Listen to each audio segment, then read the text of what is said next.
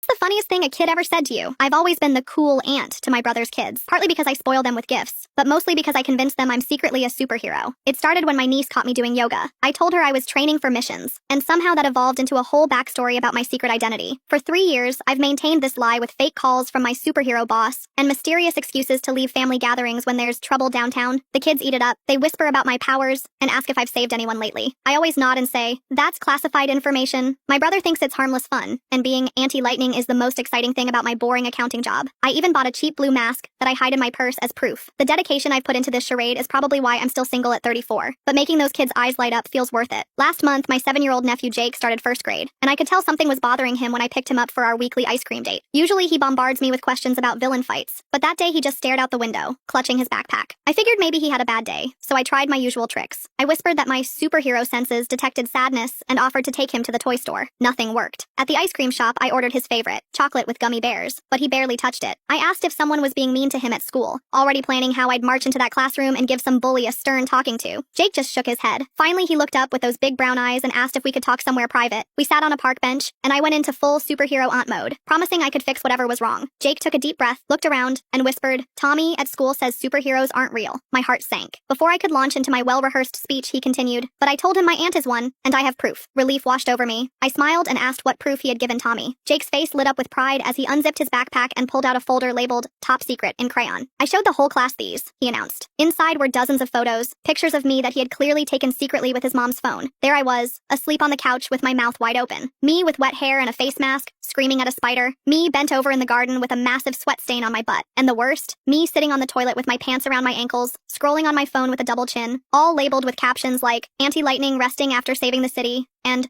superhero in disguise. I was mortified. Jake, I whispered, who exactly saw these photos? He beamed with pride and said, everyone, even Mrs. Peterson. She asked for copies for the parent newsletter. I felt the blood drain from my face. 26 first graders and their parents had seen me on the toilet. The principal had seen me on the toilet. And guess what? Jake continued excitedly, oblivious to my horror. Tommy said the funniest thing after seeing your pictures? I managed to croak out, what did he say? Jake giggled and replied, he said you don't look like a superhero. You look like his mom when she's constipated. I sat there frozen, as Jake happily returned to his ice cream. Don't worry, he said. I told him constipated people can be superheroes too. That's what makes you so good at your secret identity. I drove him home in silence, called in sick to work for a week, and seriously considered moving to another country. Now, whenever I visit my brother's house, I check every door twice before using the bathroom, and I still feel like I'm being watched by 26 pairs of first grade eyes.